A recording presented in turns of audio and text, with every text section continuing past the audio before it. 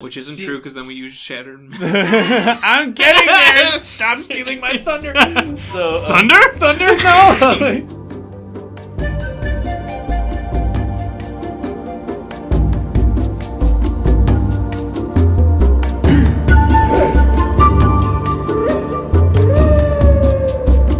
Welcome to the Kindred Spirit Podcast, a show all about the board game Spirit Island. Here, we'll talk about analytics and strategies within the game, as well as a plethora of other topics that can be found within it. My name is Ryan, as always, and here with me today is John. Hello, everyone. And today, we will revisit what our first impressions were about the game, as well as many other of our favorite memories about it. Can't wait! So many good ones. It's gonna be awesome.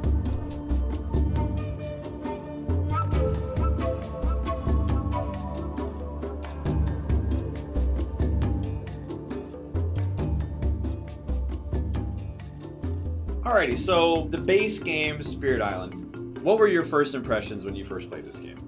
Choices. Choices? So many choices. Because you play some games, and you roll the die, and it's like sometimes choices are made for you. Does that make sense? Oh, yeah. Or you're playing cards, you get dealt a hand, and they're like, this is what I have, type of thing. Sure. But I remember first time playing it, I was like, every presence I place means something. And I could be like, I remember asking you, like, how do I do this? You said, you literally can't play this wrong, if that makes sense. Right. It's just like everyone plays each spirit differently. And I don't think that is a bad thing, because I know reviewers were talking about analysis paralysis, or some people have said that. But I like that. I think that makes a good co-op game, is to give those choices. I agree. And if you take from energy or card growth, or which growth you pick, or which card you keep from minor powers, major powers, which card you forget, where you place presence, where you defend, where you let blight, everything matters in the endgame. It's insane, really. Right. This isn't a game that's co-op where there's like a score that you have to outcompete other people. Right. You just gotta survive.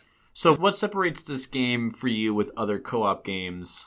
For me, it was the quarterbacking which stood out the most. A lot of time, I've played Pandemic. Again, nothing wrong with Pandemic, or Pandemic Legacy, or Forbidden Islands, or any of those co-op games. Sure. My mindset became, this is why I was more into PvP, because I like fighting, the greatest game mentality of just like fighting your human is like the best thing you could do. But a co-op, I feel like a lot of the time is just a one-player game, and other people are along for the ride. That was my biggest hang-up. Yeah. I think the biggest reason how this game combats backseat driving or alpha gaming is the fact that there is so much on your plate that you're not even going to have time to think about what's on someone else's plate. Furthermore, you can't maybe remember precisely what hand of cards they have. Sure. You know, because like in Pandemic, you know, you kind of know, even if you're not playing that guy, you know what they can do. You can see their card. You can see what they can do. I think it'd be best if you did this, if you did this.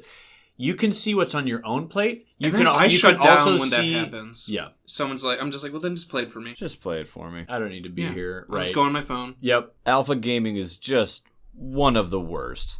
I totally agree with this, and many people have said that one of the biggest things that hurts gaming is alpha gaming. And so this is if you're unfamiliar with that term, backseat driving or alpha gaming, it describes a situation when you are playing a game, typically it's co-op, when one player who is very knowledgeable about the game, how it works, how the different components interact, just how the whole game works, when this player goes and starts to commandeer the board in a way that like they know what's best, and they do not allow other players to do what they want to do if they think that their tactics are inferior.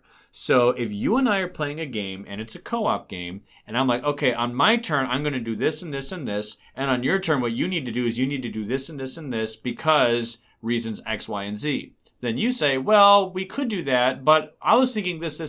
Then I start to get mad. No, dude, you got to think about this.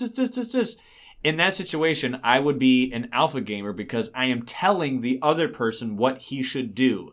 I am commanding him from the standpoint of, oh, I'm a veteran, dude. I know what's up. And that could be so crippling to the ears of a new person. It is. And you're not going to want to get involved in a game where someone's doing that to you. And the thing that's so unfortunate is that that's a person thing. That's not a game thing. But who do you play board games with? People. Right. They could ruin it. And they can ruin it. So how does this game fight alpha gaming? Well, everyone's hand of cards is completely different. And you acquire new cards, so someone else can't really see what you have. Yeah, it's public knowledge. You're on a team. It's okay to see what you can do.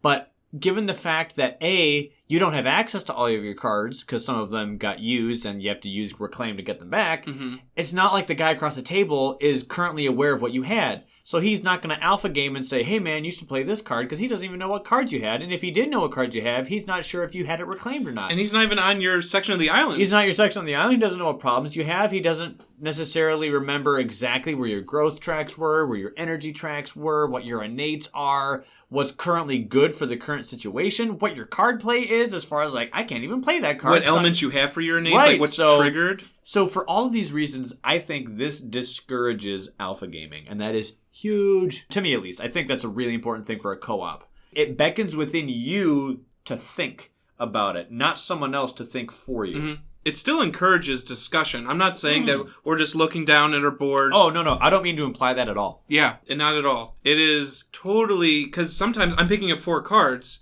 and I'm gaining a minor power, and I ask the question, hey guys, what do you think is the best situation here? I'm still going to make the choice. Totally. And there is a fine line, a very important distinction between alpha gaming, which is like backseat driving. It is a fine line. Versus discussion. Yeah. Versus teamwork, cooperation, true cooperation. So... Because there's... With combos, when you're playing a 4-person game or a 3-person... There's so many, like, hey, can you help me? I defend 3 here because that's my sacred side. And then I'll come in and attack in my slow. It's just like, it's so cool when this game is just And you can just put out there what you can do. Like, hey, I can do this. Hey, I can do this. Oh, dude, I can do this. Oh, can you really? I can push them there. And then someone else says, I could do that. If only I had this. Someone else pipes up, oh, I can help you do that. And that's what makes this game amazing. It's great. And so just bringing it back to what you said about other co-op games had that alpha gaming. That wasn't something you experienced here. No. Even with knowledge where we've continued to play, this is past first impressions.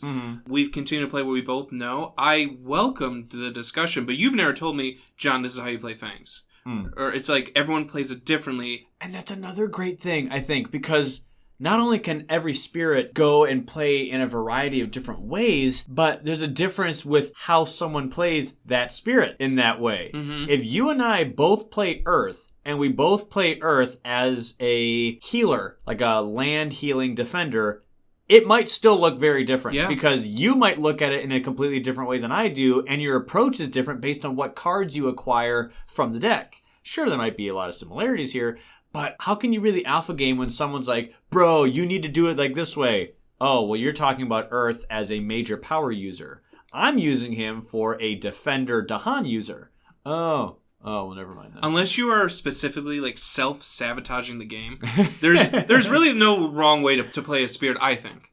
Yeah. I think there's different strategies, and you can be open to discussion. Be like, you want to place presence here? Actually, no, if I place it here, I get an automatic secret side. Right. And this, that's not to ignore the call to be better or more efficient in your usage, because it's like, this is like one of those therapy things where someone does something completely awful and like, there is no bad strategies. We don't say no in this house. Just different choices. No wrong like answers. That's an interesting choice. Like they're about to blight a land. They have like 2 cities and like 5 towns. I remember I'm gonna put a presence here. Remember when I let a city build up?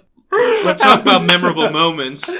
Oh, geez. That was hilarious. You're like, John, a city is going to be built there. I'm like, yeah.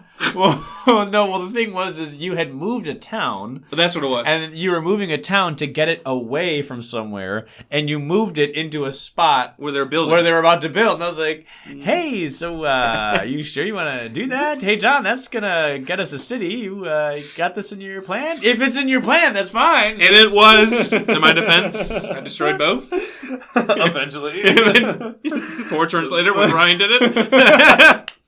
It was just a hilarious, like, those kind of accidental things happen all the time. But you are correct. I do agree with the fact that there is almost no bad way to play, with the clarification and the caveat that maybe there's a better way to find out how to do that thing faster. So maybe it's not a bad thing that you did versus a different strategy you were trying and you executed it poorly in this specific instance. And maybe you can just, as a result of that, and that's learn how to do that better. Yeah, that's when you For me, trying to use Earth as a Dahan user, he is very slow.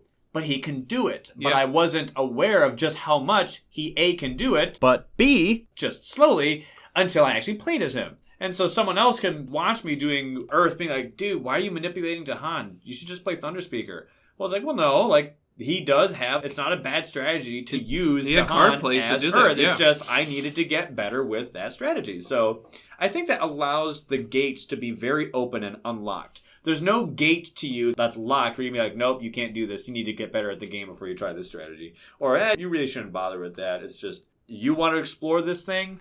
Go for it. And you'll get better at it. And sometimes that might mean you might bite a few times while you're learning how to do the strategy. I definitely did with my first game of Nightmares, but, you know. Oh, that spirit. We'll get into each one, but Nightmares is so unique. So, one of the biggest reasons why I like this game is that everyone has a different experience. And sure, there are a lot of things that are similar, like, oh, bad guys were here, they're about to hit us, but we did this cool thing, we saved the day, or whatever. But there's so many memorable moments in this game that people have. And I can talk with you, dear listener, who's played the game for who knows how many times, or even if you just played it once, and you could have experienced something completely different from what we had.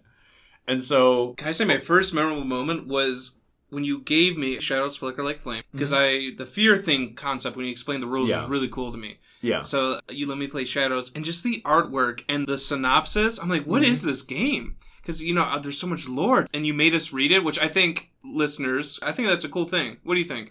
Oh, goodness. You know me. I love lore and theme so much. Yeah. I just dig it up. It's like chocolate brownies. Yeah. I just more. Just more. I can just sink my teeth into this because for me, when I'm doing a game or any experience, I can understand the what. But if I understand the why, it lets me enjoy the what so much more. Because you're immersed. Because I'm immersed. It is more immersive. I am just completely surrounded by the theme of this game. I understand what's happening. I understand my motivation, the other character's motivation for why they are with me or against me, just for all the reasons, all the things. Yeah. Lore, I can't get enough. Because you made all four of us read, the spirit synopsis. I think this game has gameplay mechanics that support the theme, not only of just the game, but the theme of each of your characters. And I think it's just so cool. Yeah. And I think that there was a lot of hard work that was done to come up with all of this theme and lore and mechanics that truly support the game for here and for there. And it feels if you're missing out if you don't acknowledge that or see that. And that's why when I'm playing a game with new people, I encourage them to like, oh, you got to read your character's lore and see their backstory kind of thing. And, it's not the biggest read. It helped me to hear other people read. I'm like, oh, that's what lightning does. Right. Okay. And I think it's really important in a co-op game to understand who you are with. Yes. Because when you're doing a PvP game and someone does something really cool against you, like, whoa, how did you do that? Oh, it's just a special my guy has. Oh, okay. But when you're with a team, it's really helpful to know what your team members can offer. You can make me fast? That's awesome. That's huge. Lightning spoon. Wait, you can give me energy for playing cards? Right. Whoa, okay. Even if you don't know the specifics, just conceptually, when you understand just the general theme and vibe of what someone else is, it's so much easier to remember who they are and what they do. And I just think it makes you more efficient as a player and as a team player when you have that kind of thing established for yourself. So that was my first impression, was like, this is something different. Yeah. Reading those player synopses, I felt like I was going on a journey, not just playing a card game or something, or like a board game. Experience versus game. It was a total immersive thing, and I felt like, okay, I am Shadows where I'm at campfires, and that's how I can go to his special power. Like, he can go wherever the Dahan are. I'm like, that made so much sense. It's so like cool. He's flickering. And when you have that realization, your appreciation and involvement to the game increases. Because it's like, wow, that was really cool. But no one came out and told you in the rule book that slapped you on the head, hey, look at this cool thing. That's something that... I discovered that. You discovered it. And it clicks. And when you make that click, it's just so cool. And that revelation just makes you want to search for more. That's a cool memory. It was pretty cool. Really I remember this game is up to 4 players from the base game. And with the neoprene mat that they had on the realistic side, they have the capacity for 5 and 6 player games. And I remember my very first 5-player game. It's actually really cool. I still have yet to do one. So I know a lot of people say that this game is only good at 2, whatever. And we'll get into player count stuff later. But I really liked the 5-player game. It felt really big, really, really grand in scale. Because when you're on a low player count game, if you're doing 2 players, you're just adjacent to the next guy. Mm-hmm. So, hey, buddy, what are you dealing with? Oh, wait, I can see what you're dealing with. You're right there. That's true. Or 3 or 4 people. Hey, man, what are you dealing with? Oh, wait, I can see what you're dealing with. It's right there. I'm like 3 spaces away. Right. But when you have 5 players, there can be someone on the other side of the dude that's next to you. So it's like, how ya doing, buddy? And so while some people might look at that and be like, oh, well, in those environments, I feel as if I'm secluded. I don't feel as if I'm a part of the whole thing. I'm separated from my friends. But it really added to me in that game this cool dynamic of there are things happening everywhere. There are things being explored, spaces being built upon, attacks, ravages. There were mountains being attacked by Dahan when they were going on because someone was playing Thunderspeaker. It was like this cool raid that echoed through the valleys. And here I am in the plains like, bro, that was so awesome. I'm over here trying to repel the coast and whatnot. And so we were able to, in a way, kind of make our own story, so to speak. And it felt big and epic. And I will admit, on the 5-player side, well, 5 and 6-player side, it was also on the realistic artwork side, the thematic side. Mm-hmm. And that just kind of helped. Because it felt more realistic. I just felt... That's what I love about the realistic side. The mountains are all in the middle of the island. Right, it makes it seem the more wetlands realistic. are coming from the ocean, type of thing. Oh. But yeah, that 5-player game was awesome. I would highly recommend it. I can't wait till we do a 6. When Jagged Earth comes out. I cannot wait. That'll have to be an episode. It will be. It will be. So there are a few scenarios that we've dabbled with. Blitz. I remember my first Blitz game. I'll get into that a little bit later because that's a topic that I want to save. But what I really want to get to is the second wave. It's the legacy version of Spirit Island. It's a scenario that makes Spirit Island into a legacy game. Yep. Where one game affects the game after that, and the next one, if you continue to do it. So we started in our little board game group here. John and I were playing with some other friends of ours. The 4 of us got together and we're like, hey, we all like this game. We play it all the time. Would you consider doing a legacy game? And a legacy simply means a game whose experience is not confided to a single play session, but rather requires multiple sessions in order to get the whole thing done. Mm-hmm. So this means one game will feed into the next, and that one will influence the next, and so on and so on. And the echoes of the first game you feel to the third, and And it's really cool because it feels like this journey. In a way, it's like what a TV show is versus a movie. Mm-hmm. Like a movie is just one experience, and it's done. And yes, I know you can have a movie series, but like a show goes on for years sometimes, whereas a movie is just done, one and done. Mm-hmm. So we had this campaign, we call it the Second Wave campaign, simply because Second Wave is the name of the scenario, where if you win, you have to play against a specific adversary, and if you win, you scare them off, and then But they get stronger. And then they come back for game 2 a little bit stronger. And then you have to play someone else, and you got to fight them again, and if you win, they leave, and then they come back even stronger, and stronger, and stronger. This campaign has been so much fun. Especially when we were playing it and then quarantine happened. Oh, geez, yes. That's a whole conversation. Memory. But I really want to establish first off that if you haven't done this scenario yet, if you don't have a group of people to do this with, start talking to people. Start introducing them to Spirit Island. Teach them the game. This is an experience that I do not want you to miss. Yes, it's just one card in a box, this Second Wave scenario. But we have done 4 or 3? 3. 3? Yeah, we 3. Can't do more. That's true. Because we're out of spirits. We have done 3 games in this campaign where we've done game 1, and then it's against England. Our campaign is against England. Boy, they're getting tough. They're getting tough. Man, so many builds. So many towns. I hate their stupid build. That's what we actually nickname it. We actually call it the stupid build. Don't worry, we've saved lightning. We haven't used lightning yet. So what we're doing in this campaign is, since one game affects the next, what's cool is that, obviously, when invaders come to Spirit Island, you as the spirits are waking up. Mm-hmm. And that is why the board isn't clear when you start the game. There are already invaders on the land when you start because they weren't damaging the land when they first arrived. They didn't do anything to stir you from your slumber. So the thing is all these spirits, sometimes they wake up and walk around for a few years and they go back to sleep. They have periods of activity and dormancy. Mm-hmm. And so you're just in a period of activity when the game starts, since the invaders have stirred you from your slumber with their activity. And then you grow in power, you learn some new tricks, You can try to fight off the invaders, and if you win, then, things kind of die down a bit. The action kind of starts to slow down, peace starts to settle in, and then spirits kind of go back to sleep. Time passes. As Spirit Islands. Nice. So time passes. And in this campaign, what's cool is that the spirits that you were the first time go to sleep. And then in game 2, when that invader comes back again, that specific adversary comes back again, you're a new group of spirits that wake up and have to do that again. But what's cool is that you can save a power card. That's one of the coolest things. From lore is so cool with that. When you think about it, break it down.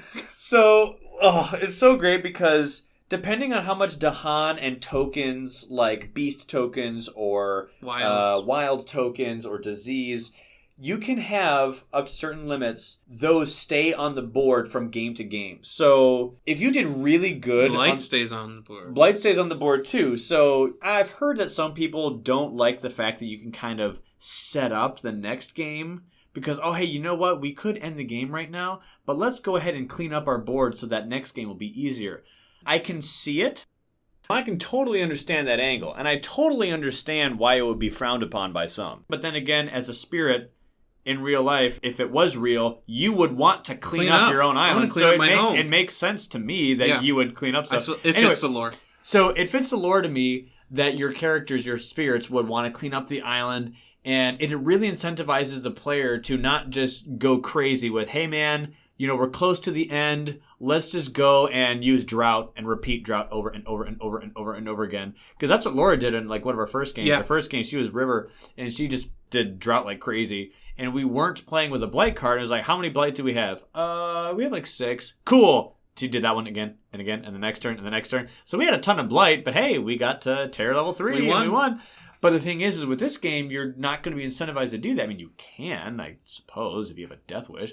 But, I kind of like that challenge of you don't need to clinch victory by rushing ahead with a dangerous strategy or something like that. But you could just go ahead and try to feel more like a spirit who's living there because you have to live here at the end of the day when these guys are gone. But what's so awesome is that when a game is done, not only does the board in many ways stay the same for game 2, but you are allowed to save one card that you had in your hand, any card that you had in your hand from game 1, and you can have it used in game 2. Mm-hmm. And I love the reason, too, because it's not like there's no restrictions. There's strings attached to it.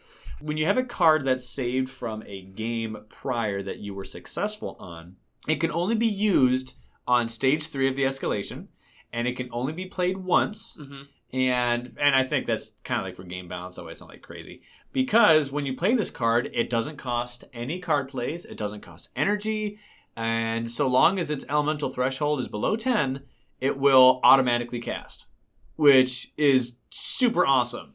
And I was like, so wait, this card is casting itself for free? You just get a one freebie use? I wonder what that...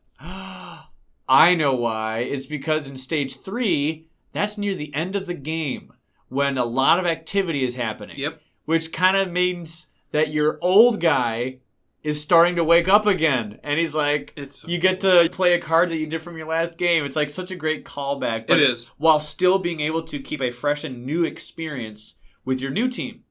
So what we did with the second wave campaign was we really wanted to, well, not die, but we wanted to win. In doing so, we wanted to approach this smart because we didn't want all offensive characters. Because the biggest thing is we're playing it in a way. I'm sure you can use house rules to tweak it, but we were playing it with the following restriction, which is when you play a spirit, you cannot play as that spirit again.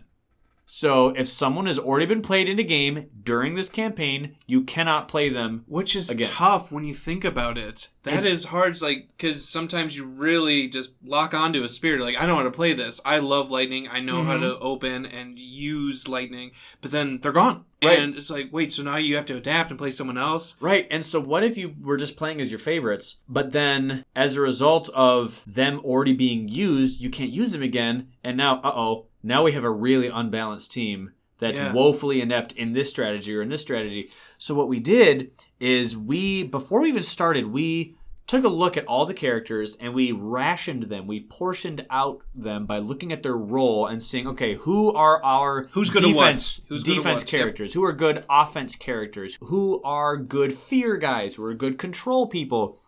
And so what was really interesting and really cool, I really think that this is a good idea, and I would highly, highly recommend you guys doing this too, if you would go ahead and do a second wave campaign, which is the act of rationing out your peeps.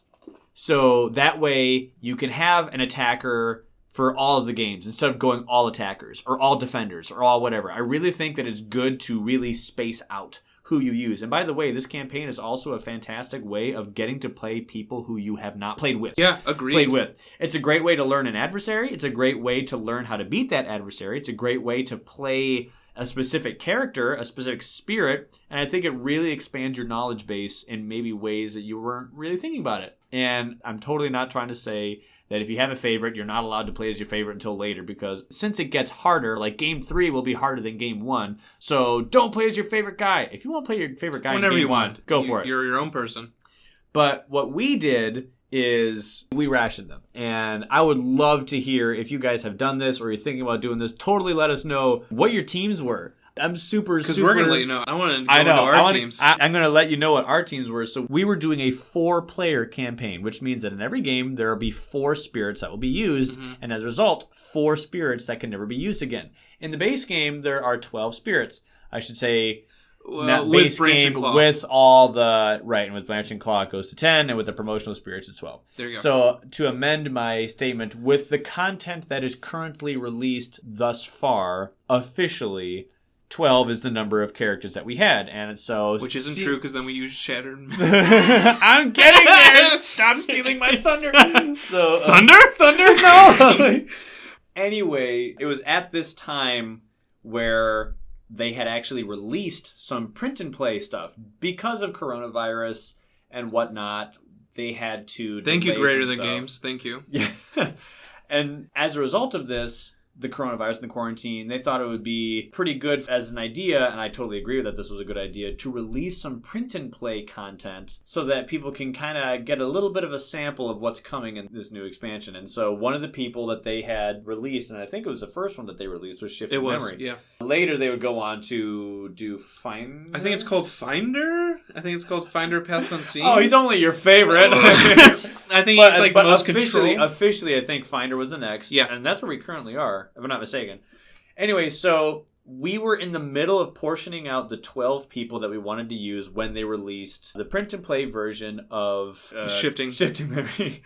And so our number of 12 went to 13. We were thinking I was surprised you wanted to play Memory. So the way I saw it, I didn't want to play as him because of the fact that I knew how he worked in all of his ways. And I knew that I wanted him for game 1. It's just, I hadn't played anything. I've been waiting for 2 years. Yeah. I'm just so starving for new content that I haven't experienced before. So I was like, well, we can use Shifting Memory because I'd already done all my research on this guy as much as I could. And I could tell that this was a utility character. He's very team buffing, and he's also with some defense aspects about kind of himself. A lot of luck, too, which is We unique. don't need to go into like analysis of the spirits. structure of someone who uses major powers. Your strategy will kind of depend on the cards that you get. But generally speaking, he looks as someone who's very team buffy and slightly defense with some other. He gets stronger with defense over time. So we had thought that we were like, okay, this is a team buffing defender. Not super good defender. I'm not saying he equates to keeper or green or earth. Yeah. Just he kind of does defense on the side. So with these 13 characters, we rationed out who are all the attackers, who are all the defenders, like we had discussed. So for our first game, our team of 4 was Wildfire, Earth, Shifting Memory, and Shadow and Flame. So I remember each game so well. That was your first time as Earth, I think. That was my first time as Earth. Right. And Laura was first time as Wildfire. Who she does not like. I mean, we love the game. He's definitely a different... What a double-edged sword of a character. Yep. Oh, goodness. He's so much fun, though. I forget. Have you played as him yet? Yes. You have? Okay. How dare you? I couldn't Anyway, remember. I know everything about this game, and we're making a podcast. Have you even played any of the spirits? That was just a question. My memory isn't so good. Why do you mock me? Shifting? It's it kind of worked out perfectly that she was Wildfire because I just went into like light vacuum remover. Right, and that's something that Earth can do. It actually really worked. I think it worked out. I don't think we blighted. Because Wildfire was our attacker. Yeah. Earth was definitely our defender. Then we wanted Shadow and Flame to be our fear guy. Fear guy. Yeah. And then we were kind of doing a wild card with Mia shifting memory. You just wanted to play shifting I wanted to play as him. That's true. That was our first game. We won. It was great. And into the second game, we had Keeper, Thunderspeaker, Fangs, and River. And this was one of the best teams I had ever seen. One of the best gaming experiences. So, once again, that is Keeper, Thunderspeaker, Fangs, and River. And one of the reasons why this team, I think, worked so well was Keeper and Fangs go together really well. Yes, they came together in Branch and Claw. But how do they actually affect each other in gameplay? Well, Keeper's very slow, but he's really strong. So he does a lot of damage, but he takes a long time to get there. Fang's the exact opposite. He's fast. Quick game. Yeah, very fast. Early game. Yep. Damage. I love Fangs. He's so much fun. But Fangs is the exact opposite. He's that yin to that yang. Yeah. But neither of them use Dahan. None of them use Dahan. Is it literally possible for you to get cards that let you get Dahan manipulations? Yes. But naturally speaking, they're not very Dahan-friendly characters. So we had Keeper and we had Fangs. These two go together, but we had River and Thunderspeaker. Who love Dahan. And if you guys haven't found this combo yet, Thunderspeaker and River are a wonderful combo. River just sprouts out Dahan. Oh my goodness. River can spawn Dahan. She can move people like crazy. Which is so rare in Spirit Island. Yeah. Losing a Dahan, unless you... Right. I don't know. It's like, so how do we bring them back other than call it Dahan waves? Getting Dahan back, spawning Dahan is huge. That's one of the reasons why Cycles of Time and Tide and Call the Dahan Ways or River being on the field is so big. Yes, I know Savage Transformation also gets rid of Explorers into Beasts, but that's better for Many Minds or Sharp Fangs. But for Dahan, in this game, we had two characters that did not use them at all, and two characters that used them a lot. And I know that River doesn't have to use them, but her flow, pun intended, flow and rhythm of the board game when you're playing as her is so beneficial and so useful with Dahan in it as a part of her strategy. And Thunderspeaker, I don't even need to talk as to why she uses Dahan. But the reason why it was so great was all the Dahan that Keeper and Fangs weren't using could be used by Thunderspeaker and Well, I remember River. Laura would make a sacred sites with Keeper and then push the Dahan. some people out, and she would like push them, and then I would follow because I traveled with the Dahan. It was actually...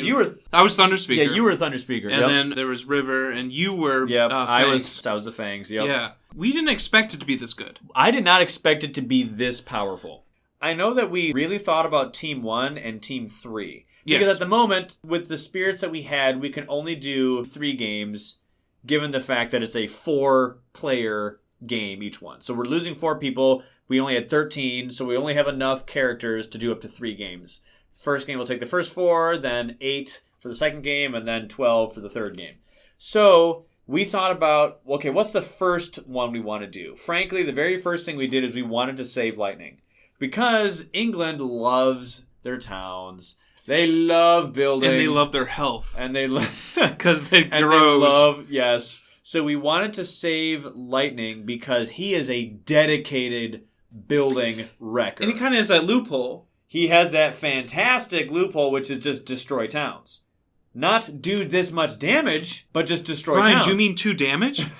And the reason why that is super important is because it doesn't matter how much health they have. Destroying it is destroying it, period. You technically did no damage, it's just you just blew it up. So it didn't matter if it had 10,000 HP or 1. It just says destroy it, so you do. Bye-bye. So England has a fun way, when they get high difficulty, of increasing the health of their buildings. I think Sweden has a way of increasing the damage that buildings do. Oh my goodness, could you imagine if you had both? Oh, I've heard about people doing double adversaries. Have you heard of that? I have, and I'm intrigued, but I'm also I feel like I would miss a step. Help like, me, I'm frightened. Yeah, I feel like I would just be like, wait a minute, who adds to what town? Yeah, it might be a little bit too much for my brain, but it's something I could try. Yeah. It's definitely something I could try. Anyway, point being, we wanted to save Lightning for later. So for our we first saved game, him for game 3. For our first game, anyway. It was pretty bare bones. We wanted that specific team, and for Team 3, for Game 3, we figured out who we wanted. all this to say, Team 2, we didn't really think about too much. It was just kind of who fell in the cracks for Team 2. And we accidentally, by doing this, create a powerhouse. One of the best teams I've ever seen. So it was fantastic. We just completely dome-smacked the board. And I have a picture of each of the games that we ended with. Okay. For like game 1, game 2, game 3. And I can post that on our Facebook page. And the link will be in the description. But the game 2 end versus game 1 end was so different. Night and day. We had so many beasts and wilds tokens. It was fantastic. It was great. On to game 3. This is when England was starting to get pretty hard. Not going to lie, I mean, they were hard already, but they were... England's a tough adversary. They bring it. They bring it. So, I don't know who made all you Brits so angry, but but you make me scared. Anyway, but we did win, so, get wrecked. Anyway. Not blighting either. So for game 3, we wanted to bring out some of the strong people. And by this time, by game 3, Greater Than Games had released yet another print and play character, and we already described who this was. This was Finder. This was the interdimensional portal hopping hummingbird. It was around this time where I remember when we were doing research for stuff, and when you were coming into your own in Spirit Island, which was, what do you like as a character? What do you really click with? Sure, you can play all of them. Sure, you can play every strategy, every character. No matter what, I have fun with the game. Yeah. Definitely, but there are some strategies that you just like, and you don't even need a good reason as to why you like it. It's just for whatever reason, I'm just better with this strategy. For you, it's like control. I love control. And for me, I love defense. That's just, don't get me wrong, I can play as lightning and be super awesome Thunder and speaker. effective. Yeah. But I like my defense. But you like your control people. And you just simply thought, hey man, this guy looks like Control Supremo 5000. Like, this guy is just the epitome of control. Maxed out. And so it was after game 2, but before game 3, that they released the print and play content for Finder. And so you're like, hey, how about I play as Finder so that I can get to learn about this guy. We can try out this new isolation mechanic. We can keep lightning for game 4 someday. And I was like, hey, that's fine. Time out. You're going too fast. Because I remember I found their playtest copy. We did, but I'm getting the stuff that we did, like us, John. Because that's why I liked Finder. Just so you guys understand, we have differing opinions on playtesting people. So that's why right now we're laughing about this, because there's this backstory about my opinions on playtesting people versus his opinions, and there's a reason why I didn't mention it. But don't worry, we will get into. I can't wait. We will get into that. Suffice it to say that for this game, we had yet another brand new character that hadn't been played before. Yeah. And we wanted to bring the big guns. So our Team 3 construction, our Team 3 build, we had Ocean, we had Finder, we had Green, and we had Nightmare. So we had Ocean because Ocean just pulverizes the coasts. That's an attacker. That was our attacker for this one. Finder was definitely our control freak for this game. Green was our defender, spread of rampant green. Green was everything. And Nightmare was fear. Just fear. And the harder the enemy, the more I kind of like having fear. And this was also such a fantastic team. I mean, elephant in the room, Nightmare and Ocean go together like peanut butter and jelly. Yeah. I can't lie, with the current spirits that are out, whenever I want to play as Nightmare, I'm like, does someone want to play Ocean? And whenever Ocean is being played, I'm like, does someone want to play Nightmare? Not to say that they can't be apart from each other, but they just work so well. Because one guy can only go on the edges, but he can kill anything. But he just can't reach inland. Yeah. The other guy can't kill. He can move people around but like can't crazy, kill. But he can't kill anything. So it's so great for Nightmare to act like a sweeper, just like a broom. He just sweeps the board clean, pushing people around, pulling people around, and shoving them into the drink. Yeah. Ocean is just like a dumpster. You can just shove all this trash in, and he will love you for it. He's like, hey guys, just feed me. Feed me. Yeah. And so, obviously, the Nightmare and Ocean combo is one that we had discovered already in our various games. Do you remember we had discovered that combo, and we knew how strong it was, so we wanted to save it for game 3, or at least not game 1 and 2, because it's so strong, and we wanted to have that strength for when the adversary really started to bring it. So as far as Finder, it was I remember being hesitant with Finder, because here's a spirit that also can kill, but really shouldn't. Yeah. Shouldn't destroy It's literally possible, but he has a limiting factor to his gameplay style. It's really interesting. It's the first time that you see getting slapped on the wrist for something, because he has responsibilities to the dead, which limits how much that he can go and kill people. And it does trigger when you shove people from Finder into the ocean. We did our research. And trust me, we will get into that. That is a conversation for another episode for the future. And I'm going to say like maybe 3 minutes grand total, because John has so much to talk about. I've researched a lot of Finder. So you're going to like take the helm on that one, which is totally fine. Sure. Totally fine. So anyway, but as far as our Game 3 team, Ocean, Nightmare, this is such a great combo. And then Finder was kind of our wild card, but you wanted to play as him and you wanted to see how it was. And I think that was before we figured out that Responsibilities of the Dead did trigger, because we were still heavy in the research phase. But even if it wasn't, we were still willing to take a chance on using Finder instead of Lightning, because Lightning would be super, super, super useful on future games. Yes. And then I was Spread of Rampant Green. I will speak to my next point in detail much later, and that is that Green can be used on every single team. He is so helpful on any given team build. Basically, Game 3 revolved around Ocean Nightmare, and then who else can be helpful. Mm-hmm. That's what it literally came down to. So, that said, the game was difficult, it was hard, but we did so well. We just completely smacked them, and it was one of the funnest games I've had. It was. That's one of the things that really... It made us think differently, too, because obviously with Nightmare, can't destroy, and then Finder, I didn't want to destroy, the invaders either. So we kind of had to play the game completely differently, and you almost turned into like an offensive weapon. I did. With your innate, we were just like, there goes another city, because you had to. Right. Creepers turn into mortar. He has damage. He has his finger in so many pies. It was one of the few times I'm like, whoa, Green is really our... I mean, obviously Laura with Ocean was just swallowing things up. I'm like, Ryan, you are playing Green so offensively. Yeah. It was so cool to see. So, and one thing I think it's important to mention is that we did have events for this whole campaign, but I just really want to convey we're getting into that.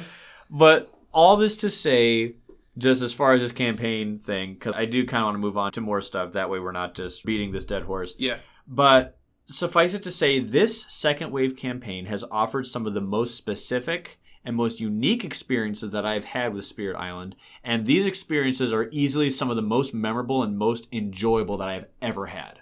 And so I highly, highly, highly recommend, if you guys hadn't played this mode yet, please do yourself a favor. Please. And you don't have to do it with 4 people. We did. We happened to do it with 4 people, and we loved it. You can do it by yourself if you really want to. 2 people, 3 people, doesn't matter. Just get in there, have fun. It forced us to play the game and think about the game in different ways. And that's... How can you ask for anything more than that? It was so cool. And just the legacy aspect of it. Of just it continuing. And right. Like and there's kind of like that pressure. Yeah. For the next one. And almost that pressure to like not let the previous spirit down. Not to get weird or like too much into lore. Like I don't want to let down shifting memory. Self. Yeah. Like this guy had an ace game. I'd feel as if I've like ruined his legacy if I completely flub it. Like it was really cool. So... If you guys want more depth and you want more awesomeness, do Second Wave. You owe it to yourself if you're a fan of the game and you haven't done it yet to just do it. So that was the campaign. And so we are still going. We have yet to lose. And we still have 2 spirits left to play that we didn't play as, because when Finder came in with the print and play versions, in his finalized form, that means we went from 13 to 14, which means that since 12 have been used, 2 are left that are yet to be played. And I'm happy with our 2. We have Serpent yet to go, and we have Lightning yet to go. These guys are both bench warming right now. And so Pretty good bench warmers, I agree. And when Jagged Earth comes out, I am so excited to continue this awesome campaign of ours for Game 4, Game 5, Game 6. We can go and talk about this campaign later, but just as far as fond memories of Spirit Island, this campaign has been one of the best ideas. Tops, yeah. Seriously, one of the best things that we've ever done. But, as a result of some of those things, events and fear cards. Oh my goodness. The various things that we have learned. And at the same time, I have grown to like events, and I have also grown to despise them. But they are changing a rule coming out in Jagged Earth with events. Thank the heavens. Thank the maker. So... For those of you that don't know, events are unpredictable rules and things that happen on each turn that you didn't see coming. It adds RNG. It does add a lot of random events to the game that you're going to have to figure out as a team how you want to handle this new rule that just got placed or this new thing that just came up. So these events, they vary. They vary in their intensity. They vary in their complexity, how much they affect the board, how much they don't. They typically have some things that are good, some things that are bad. Sometimes there's a little bit of both. Yeah. And it completely depends on what your game is. So some events for some games aren't going to be nearly as bad as other events in other games. But when we're talking about memories of the game, fear cards, we've all had fear cards that just did absolutely nothing. just Oh, great. This thing happened. What's it do? Each Dahan does this amount of damage, and but no, we don't have that in this land that we need the damage. And yet, other times, I have had a fear card get rid of 18 explorers in one fear card. Is that the one where, the towns destroy an explorer? It was fantastic. Because we were doing a harder difficulty, and that's another reason why I love this game, by the way, is because it's a co-op game where you can increase or decrease the difficulty based on certain modules. Do you have a blight card? Yes or no? Do you have events? Yes or no? Do you have an adversary? Yes or no? Do you have an extra turn when you start the game? Do the bad guys have extra turn? There's a customizable aspect to this game. Events are one of them. And fear cards are obviously in every game, but fear cards tend to perform better the harder the difficulty.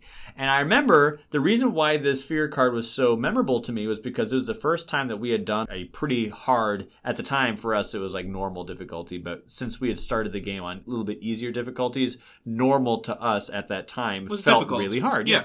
And so we were like, oh man, they're just coming out of the walls. There's so many bad guys. And just, oh my word, there's no way we're going to win. We're surrounded. We're overrun. There's just so many bad guys. How are we going to win this? And then this fear card came out of nowhere and just, bam, 18 explorers gone. Oh, it was so great. And I know that you can have experiences, and I've had plenty others besides this one that just lined up perfectly. Ones where I'm like, well, I can't defend this spot. I guess we're screwed. And then, hey, defend 3 in all lands. What? Or each presence, it gets defend 2. And it's that's exactly how much I need. We don't blight the island now. Sometimes fear cards are just so clutch. And sometimes it's just one card closer to victory. Yeah. Honestly, it's honestly, that didn't do much. But right. Hey, I'm only 3 away now. I put a strife on a dude. Hooray.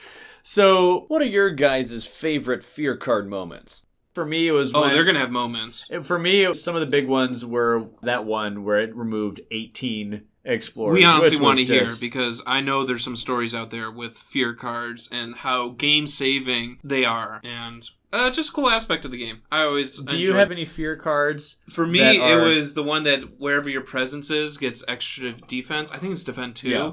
And I was playing as green, and his lowest innate is just defend 2.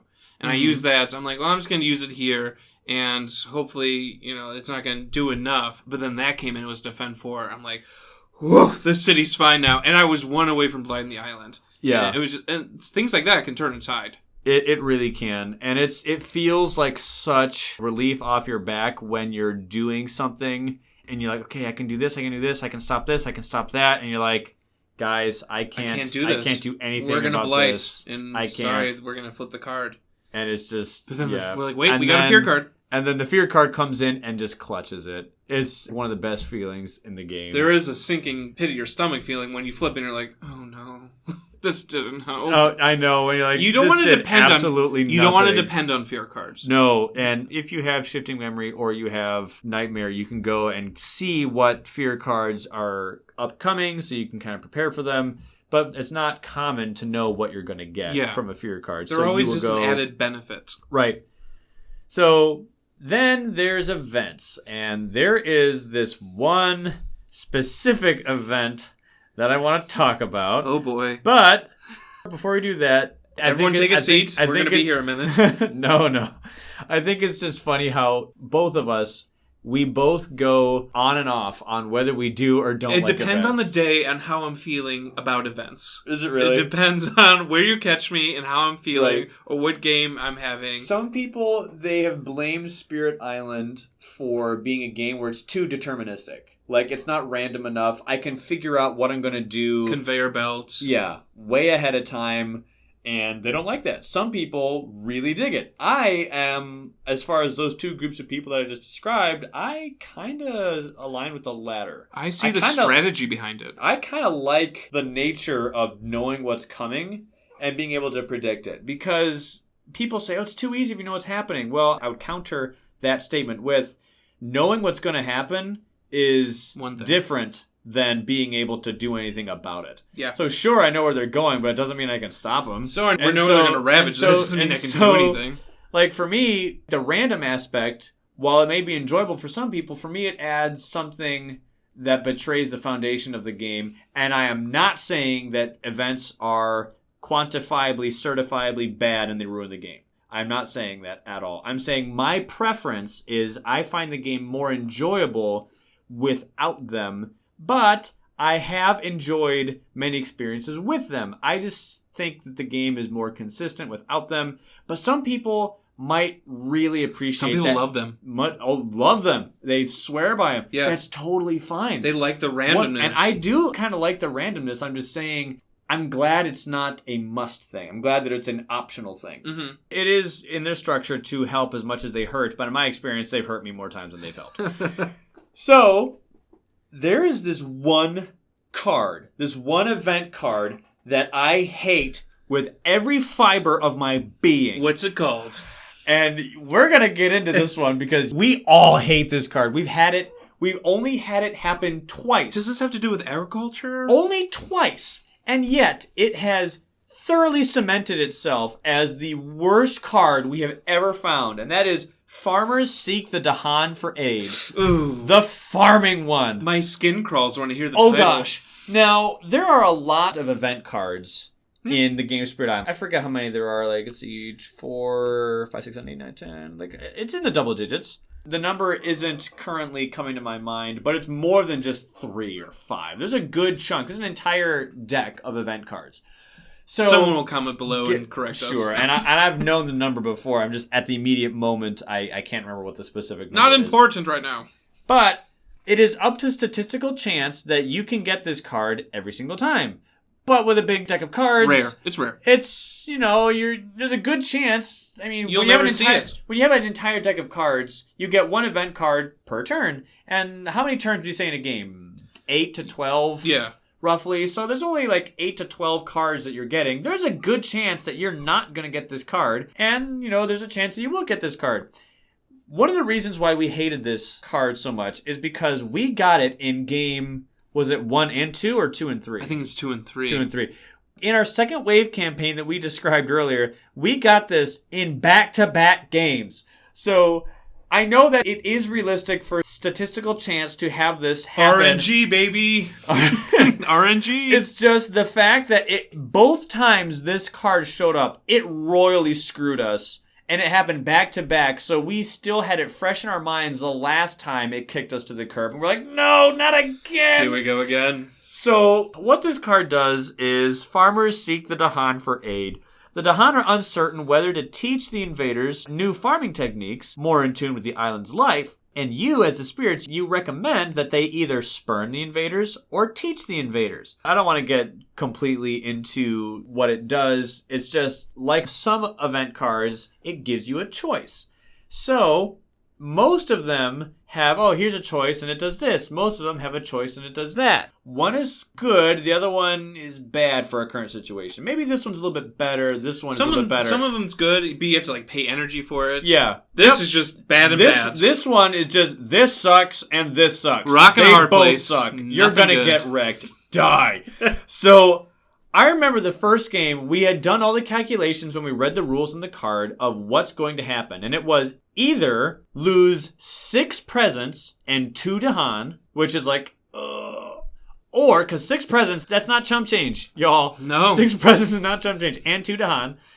Or, the enemy builds 12 towns. It was insane. 12! It was insane. In one turn! 12 towns, and it's England! And you know how much they like towns, and they have proud and mighty capital. If they ever have a land that has 7 or more buildings on it, you're dead. Game over. And so I'm like, 12 towns? We cannot afford to have 12 towns. I'm like, we're doing the presidents one. So you lost 4 presidents. Because we were losing to Han. Oh gosh, it was so bad. And I remember I was just like, this is just the worst. Oh my gosh. And then also Blight, right? It adds Blight? Add Blight to a land with at least 2 buildings. Oh, is there ever 2 buildings against England? Yeah. There's always 2 buildings. If we were to add 12 buildings, it would have been like a ton of Blight as well. I can't remember. The numbers I remember, because this happened months ago, the numbers that I remember in my brain were, it was 6 presidents and 2 Dahan versus 12 buildings. And I was like, nope, I hate this. It was so Which bad. one is better? Neither. This is awful. And then the next game we had it again. And the choice was... It was only 11 buildings that time, but it was either 6 towns and 5 cities. It was insane. It's never good. Or it was lose a bunch of presidents and Dahan. That time we actually did the let them build, which I voted against that, but I was outvoted. You were outvoted 3-1. Because Ocean was there and she didn't want to lose her presence on the coast. I forget what the number was, but she deemed that her effectiveness would be better and more efficiently able to come back. How dare you question my wife? We did. That's my wife. But the thing was, I can't remember the numbers, but I remember the one where they build really screwed me over the most because I was Fangs. Yeah. And I was like, guys, I can't deal with cities. Like, oh, don't worry, we can handle it. I'm like, we have Nightmare, who can't move cities, and we have Ocean, who can't get there. But then Finder can just wait. Wait a minute. So in the end, it was all worked out. But I'm Fangs, who isn't the best against cities. Yeah. But either way, the point being, it wasn't due to other spirits' lack of acumen with the situations that was the problem. The problem was the stupid farming card. But isn't life just a game of chance? Life is a game of chance, whatever. It's funny. We have a bone to pick with this event. And I'm curious, if you guys have any events that you just hate for whatever reason, you might not have it. And you may have encountered the farming one. It's called Farmers Seek the Dahan for Aid. You may have encountered that one and been like, you know what? It's fine. It's not so bad. And let's not forget that when it's done, by the way, all that crap that it does, it spits diseases on the board, and then the diseases attack the Dahan. Which is like, really? And if we got this early game, it really wouldn't do that much because the cities aren't built up. We just got it at the worst time possible. And it was against England, who builds a lot anyway. I can see it not always being the worst. It just hit us at the most inopportune time. It was Murphy's Law. Yeah, just Murphy's Law. The worst thing that could happen, and it did, and it was. But we survived somehow. I really didn't think we were going to survive that one. But somehow, sometimes the hardest, toughest, worst experiences are the best ones. And it's true. Some of the most difficult games I've ever had quickly became the most memorable ones that we had as well. So, after we had done... Are we done with the farming event? A little bow on that? We're done with the farming event. It has scarred me enough. I'm putting that Band-Aid right back on. You wake up in cold sweats. Seek for aid! Seek for aid! That scythe comes back for me. Farming! No! Alright, guys, that'll do it for this one. Thank you so much for listening. If you have any comments or questions, please put it in the comments below so we can get a discussion going about your favorite moments and memorable happenstances that you had during the game. Until then, I'll catch you guys next time. I've been Ryan. And I've been John. Take care.